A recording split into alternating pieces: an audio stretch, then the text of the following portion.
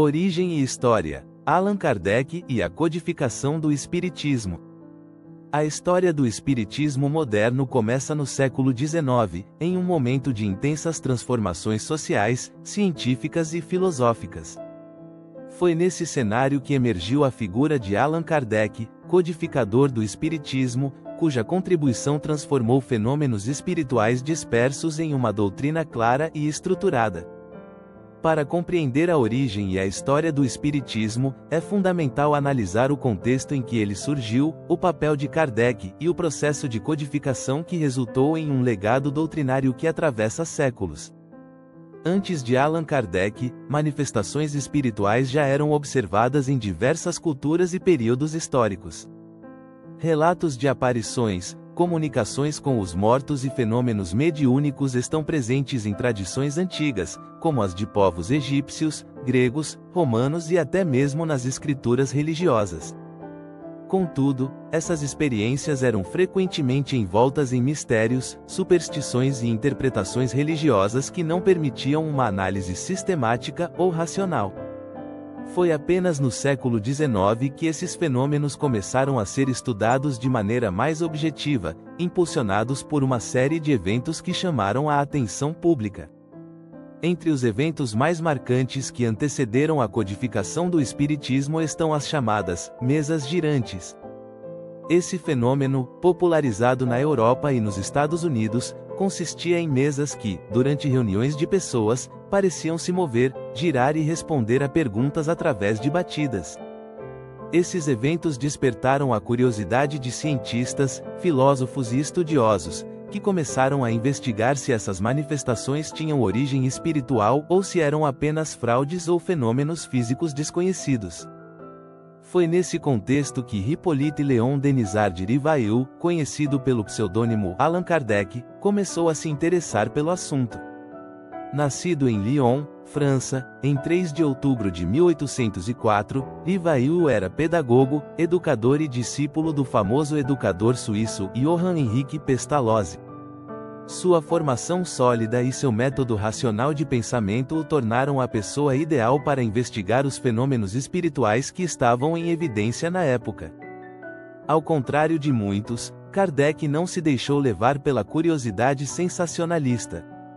Ele abordou os fenômenos com seriedade, aplicando métodos científicos e critérios rigorosos de análise. O ponto de virada na trajetória de Kardec ocorreu por volta de 1854, quando foi apresentado as manifestações das mesas girantes pelo amigo Fortier, um magnetizador. Inicialmente cético, Kardec passou a frequentar reuniões em que os fenômenos ocorriam, com o objetivo de estudar o que estava por trás desses eventos. Durante essas investigações, ele percebeu que os movimentos das mesas e as mensagens transmitidas tinham uma inteligência por trás, que não podia ser explicada por leis físicas conhecidas. Ao aprofundar suas pesquisas, Kardec passou a estabelecer comunicação com os espíritos através de médiuns. Ele formulava perguntas de forma metódica e registrava as respostas, sempre comparando as informações recebidas de diferentes fontes para garantir a coerência e a confiabilidade dos dados. Esse trabalho resultou em uma coletânea de ensinamentos que formaram a base do que ele chamou de doutrina dos espíritos. Em 18 de abril de 1857, foi publicado o Livro dos Espíritos, a obra inaugural do Espiritismo.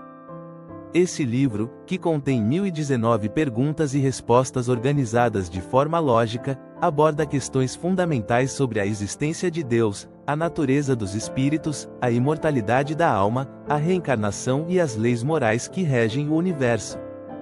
O Livro dos Espíritos não apenas esclareceu os fenômenos espirituais que intrigavam a sociedade da época, mas também trouxe uma nova visão sobre a vida, o propósito da existência e a evolução espiritual. Após o lançamento de sua primeira obra, Kardec continuou a desenvolver a doutrina, publicando outras obras fundamentais que detalham e complementam os princípios do Espiritismo. Entre essas obras estão o Livro dos Médiuns, 1861, que aprofunda os estudos sobre mediunidade e as comunicações com o plano espiritual, o Evangelho segundo o Espiritismo, 1864, que traz uma interpretação espiritual e moral dos ensinamentos de Jesus, O Céu e o Inferno, 1865, que analisa a justiça divina e a situação dos espíritos após a morte, e A Gênese, 1868, que trata da origem do universo e dos fenômenos naturais sob a perspectiva espiritual. Kardec também fundou a Revista Espírita, uma publicação mensal que serviu como veículo para divulgar estudos, relatos e debates sobre os princípios da doutrina. A revista foi uma ferramenta essencial para consolidar o espiritismo e expandir sua influência na França e em outros países.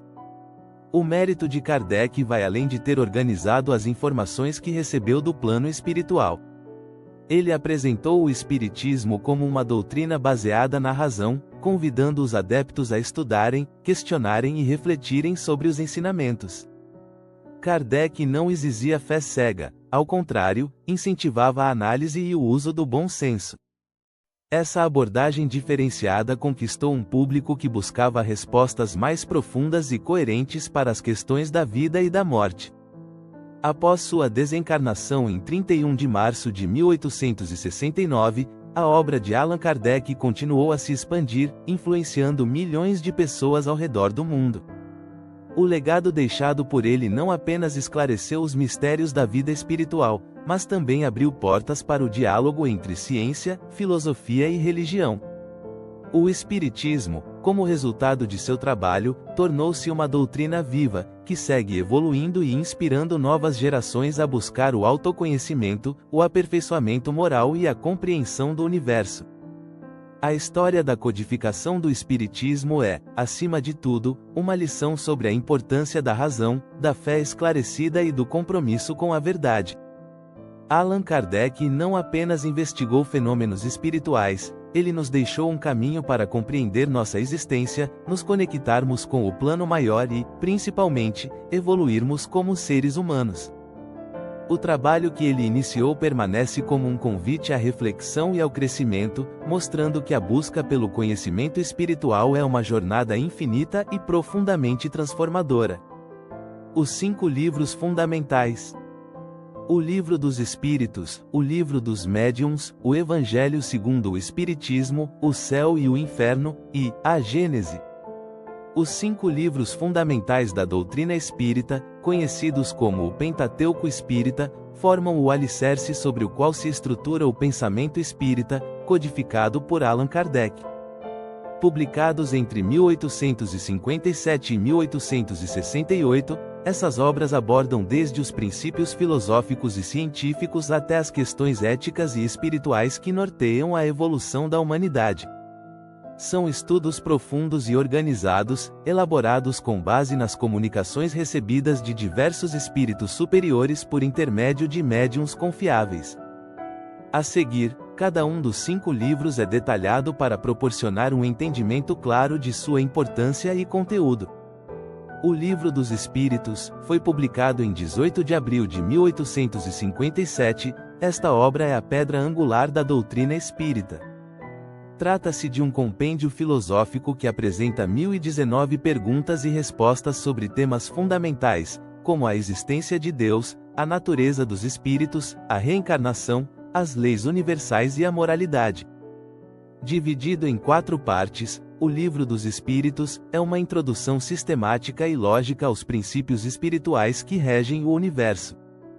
Na primeira parte, As Causas Primárias, aborda-se a existência de Deus como a inteligência suprema e causa primeira de todas as coisas, além da criação do universo e a constituição dos mundos. Na segunda parte, o mundo espírita ou dos espíritos, discorre sobre a natureza, origem e evolução dos espíritos, explicando o processo de reencarnação e as interações entre o mundo físico e espiritual.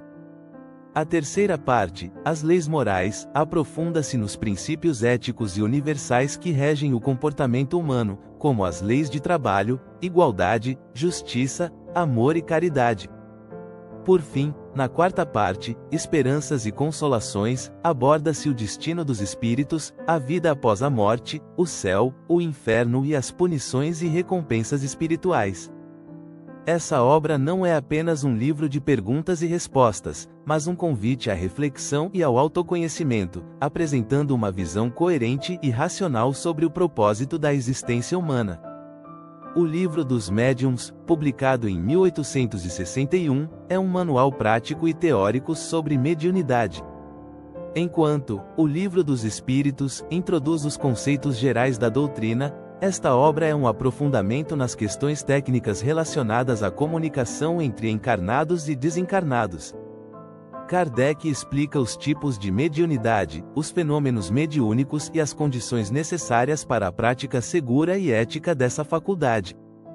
O livro é dividido em duas partes principais. A primeira trata das noções preliminares, explicando o que são os fenômenos espirituais, sua natureza e como diferenciá-los de fraudes ou ilusões. A segunda parte é dedicada ao estudo aprofundado da mediunidade, abordando os diferentes tipos de médiums, como psicógrafos, audientes, videntes e de efeitos físicos, além das condições para desenvolver e exercer essa habilidade com responsabilidade. Kardec enfatiza a importância da moralidade e do estudo constante para o exercício da mediunidade, alertando sobre os perigos das mistificações e das influências de espíritos inferiores. O Livro dos Médiuns é uma obra indispensável para quem deseja compreender e praticar a mediunidade com seriedade e respeito. O Evangelho segundo o Espiritismo, publicado em 1864, é uma obra que une a essência dos ensinamentos de Jesus com os princípios espirituais revelados pelos Espíritos. Diferentemente de uma leitura dogmática ou puramente religiosa, o livro apresenta os ensinamentos do Cristo sob a ótica da razão e da espiritualidade, destacando sua aplicabilidade moral e prática na vida cotidiana. A obra é organizada em capítulos que abordam temas como bem-aventuranças, caridade, perdão, justiça, humildade e amor ao próximo. Cada capítulo começa com um trecho do Evangelho e é seguido por comentários esclarecedores de Kardec e mensagens de espíritos superiores, que explicam o significado profundo dos ensinamentos de Jesus. O livro enfatiza que a verdadeira religiosidade está na vivência do amor e da caridade, apresentando o Cristo como o guia e modelo moral para a humanidade. O Evangelho segundo o Espiritismo é uma fonte de consolo e inspiração para aqueles que buscam fortalecer sua fé e praticar os ensinamentos de Jesus em sua plenitude.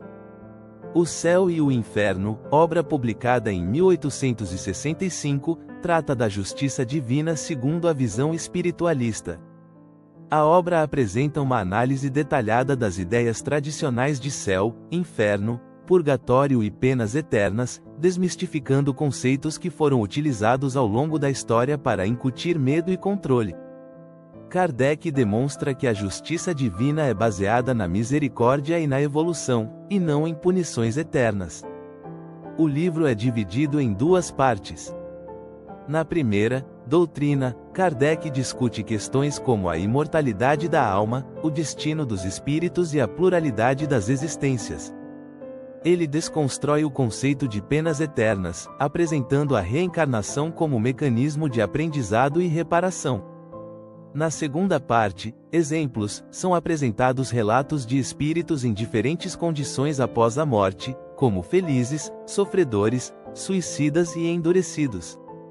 Esses relatos ilustram de maneira prática como a vida após a morte reflete as escolhas feitas durante a existência terrena. O Céu e o Inferno oferece uma visão consoladora e racional sobre o destino do espírito, reforçando a importância de uma vida baseada no amor e na justiça. A Gênese, publicado em 1868, aborda as origens do universo, da Terra e da humanidade sob a perspectiva espiritual. Kardec busca harmonizar ciência e espiritualidade, discutindo temas como a criação do mundo, os milagres atribuídos a Jesus e os fenômenos naturais que intrigam a humanidade. O livro é dividido em três partes principais: os milagres, as predições e a Gênese. Na primeira parte, Kardec explica que os milagres são, na verdade, fenômenos naturais que ainda não compreendemos completamente, mas que seguem leis divinas. Na segunda, ele analisa as profecias e sua relação com o progresso espiritual da humanidade. Na terceira, apresenta uma visão espiritual sobre a origem da Terra e o papel do ser humano na criação divina. A Gênese convida à reflexão sobre a relação entre ciência, fé e razão, mostrando que a espiritualidade não é incompatível com o conhecimento científico. Essas 5 obras são a base para o estudo e a prática dos princípios espirituais que regem a vida e o universo. Juntas, elas oferecem um guia completo para o autoconhecimento, a reforma íntima e a compreensão das leis divinas que conduzem a humanidade ao progresso moral e espiritual. Princípios básicos, ou seja, a ciência, filosofia e religião no Espiritismo. Uma das características mais marcantes da doutrina espírita é sua estrutura tripla, que combina ciência, filosofia e religião de forma harmônica e coerente. Essa tríade não é uma sobreposição de conceitos isolados, mas um sistema integrado que busca responder às grandes questões da existência humana, oferecendo uma visão abrangente e profundamente racional sobre a vida, o universo e a espiritualidade. No entanto, essa abordagem também levanta questionamentos e aparentes paradoxos, uma vez que, ao longo da história, ciência, filosofia e religião foram frequentemente vistas como campos conflitantes ou, no mínimo, distantes entre si.